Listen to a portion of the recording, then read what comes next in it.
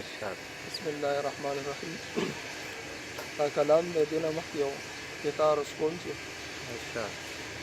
هغې ته وایه چې زمانه بېزاري مه کوه، هغې ته وایه چې زمانه بېزاري مه کوه، هغې ته وایه چې بل چا سره یاري مه کوه، او هغې ته وایه چې ناجوړه یم ډېر به شمه، هغې ته وایه چې ناجوړه یم ډېر به شمه، هغې ته وایه چې په ځان ډېره خواري مه کوه.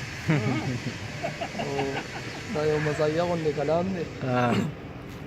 وایي نظر پې د تنقید لکه د غشي ځي راځي، نظر پې د تنقید لکه د غشي ځي راځي، چې چېرته په محفل کې خوشي تشي ځي راځي.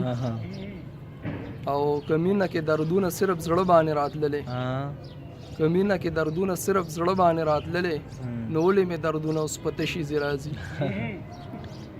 او که هر څو رقیبان را سره بغض دشمني کړي، که هر څو رقیبان را سره بغض دشمني کړي، ذخیر د په غنمو کې اوربشي ځي راځي.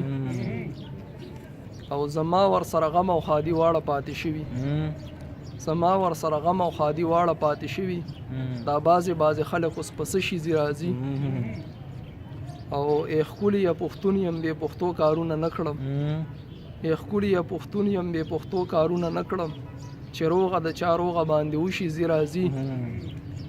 او اخرنی شعر دی چې هغه اوس عبدالله نه ډولچګۍ څنګه راواخلي، هغه اوس عبدالله نه ډولچګۍ څنګه راواخلي، هغه خو په غوجله کې غواله شي ځي راځي. ډېره مننه.